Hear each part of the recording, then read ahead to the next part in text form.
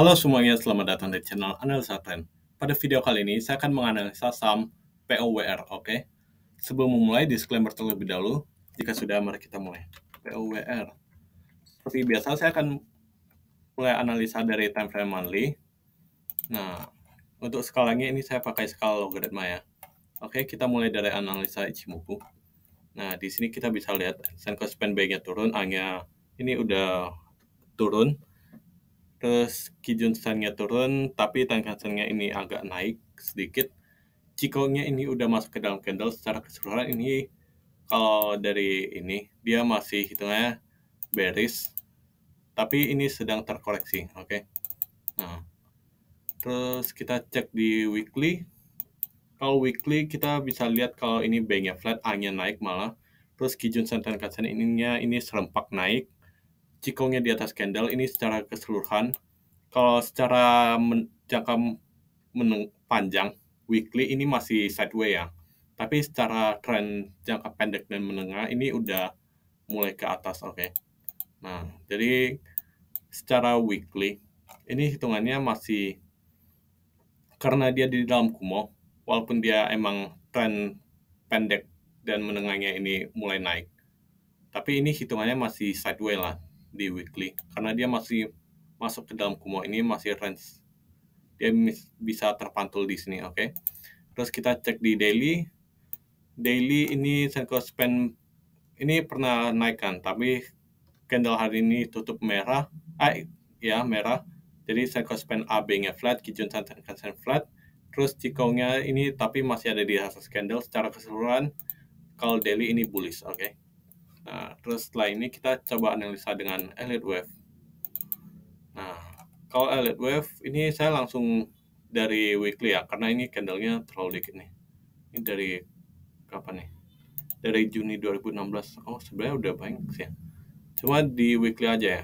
Nah, oke. Di sini kita bisa lihat kalau weekly ini sekilas ya.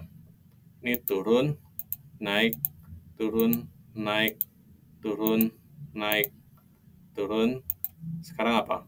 Mungkin dia mau naik dikit, baru turun, atau naik banyak, oke? Itu kita belum tahu kan, oke?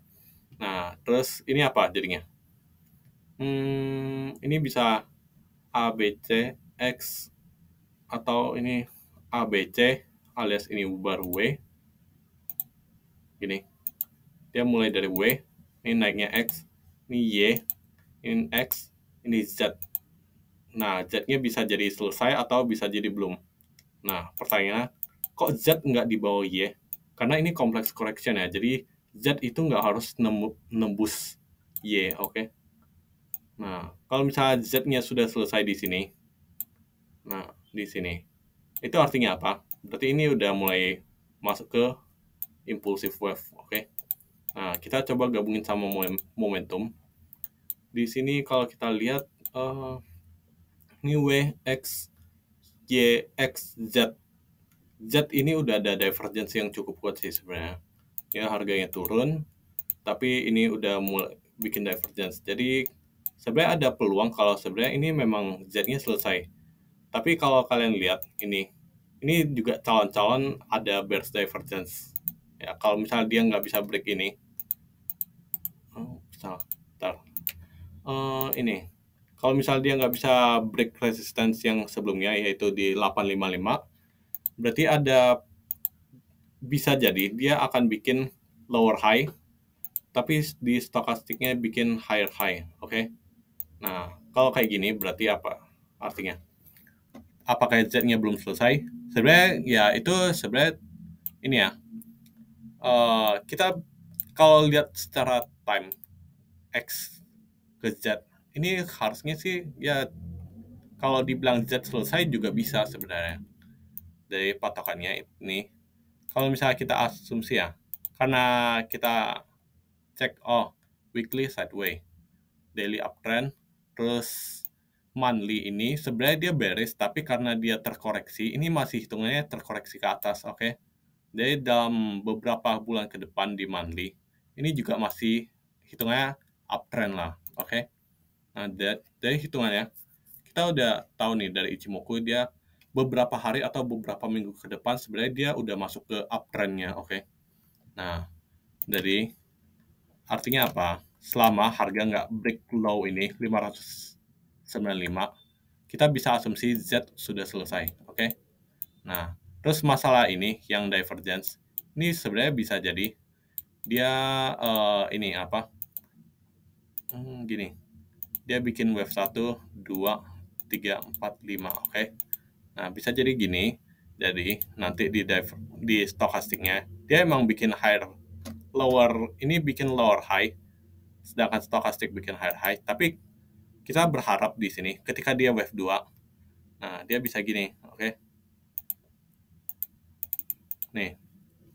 Jadi kita berharap di sininya untuk konfirmasi ya. Ini wave 2 dia bikin higher low, tapi di stokastik dia bikin lower high. Lower low maksudnya. Nah, oke.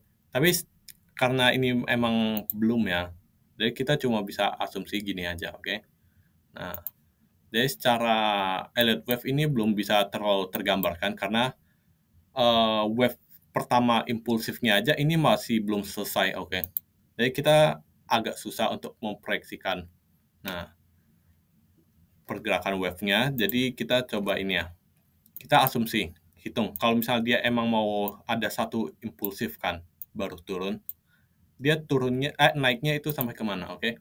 Nah, kita cek pakai Fibonacci, oke? Kita tarik retracement dari sini ke sini. Ini saya hilangin ini. Oke. Ini hilangin. Nah,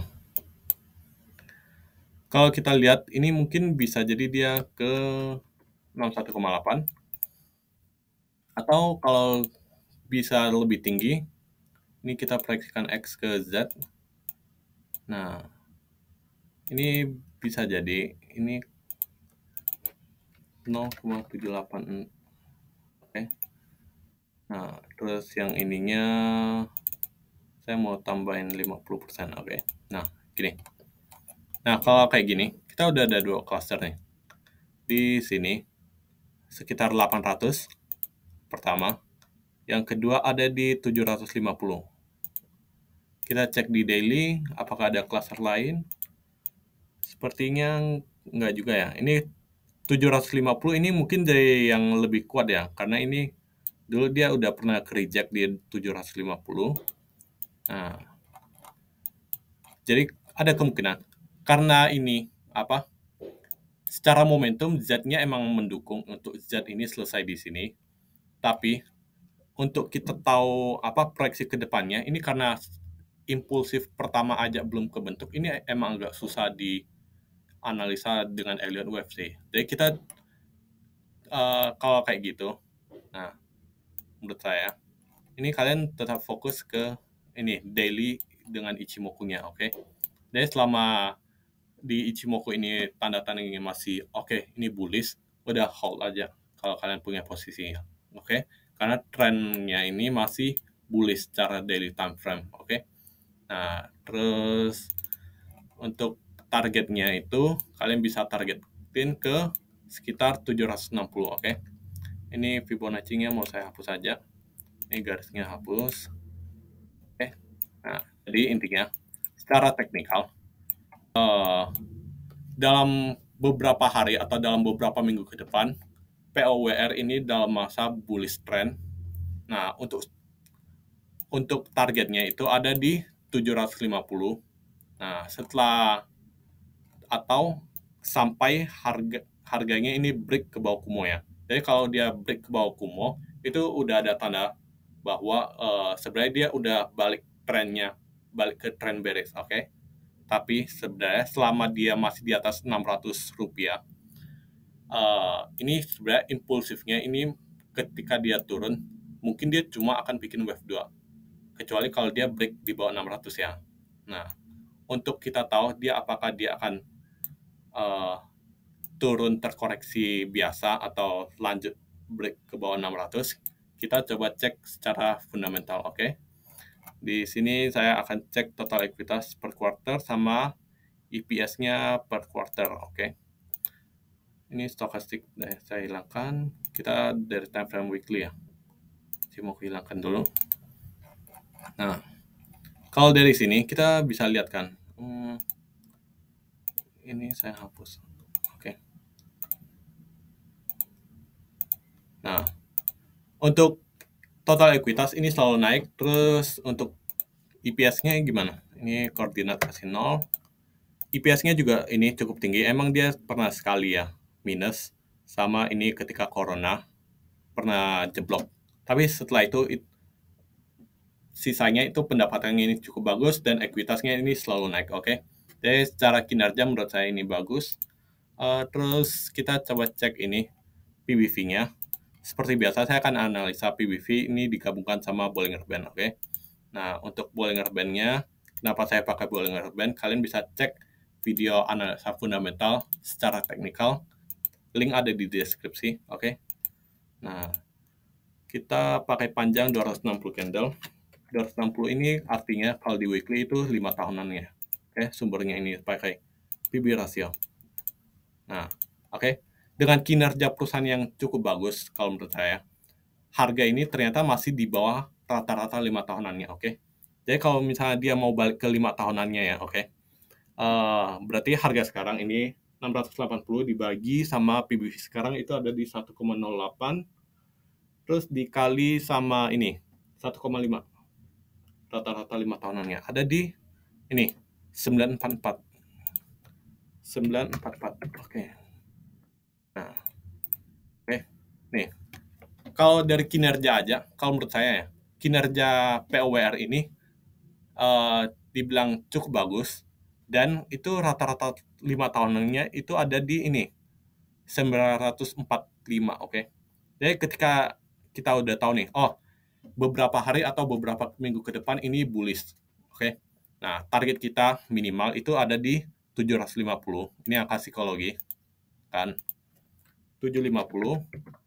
Terus resisten minor lainnya itu ada di 800, tapi sebenarnya target utamanya mungkin ke rata-rata 5 tahunannya atau di 945, oke. Kalau misalnya dia ke sana itu chance-nya berapa nih? Ada di 40%.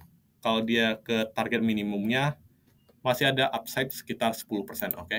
Nah, cuma untuk downside-nya, jadi kalau kita udah tahu nih, oh kinerja perusahaannya bagus, secara nilai buku ini juga nggak mahal kan. Nah, kalau menurut saya, Z untuk selesai di sini, ini sangat mungkin sih. Jadi, selama harga nggak break ke bawah 600, menurut saya ini masih cukup strong. Bisa jadi ini adalah permulaan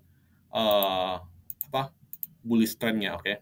Jadi dia IPO, terus dia ketika IPO dia langsung terkoreksi. Nah, terus kompleks terkoreksinya ini juga hitungannya kompleks correction lah kan. Terus selesainya itu pas ini Z-nya. Pas 21 Maret 2022, oke. Nah, bisa jadi selama harga ada di atas 600 ini mulai fase bullish. Oke, cuma karena dia baru-baru mulai.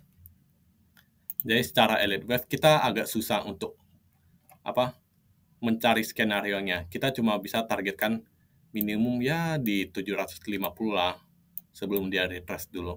Oke. Nah, untuk secara time-nya juga time analysis kalau menurut saya mungkin agak susah ya. Karena kita belum bisa benar-benar tahu kalau ini sebenarnya dia mau naik ke sini atau dia cuma kepala cangkul dan ikut turun lagi. Oke.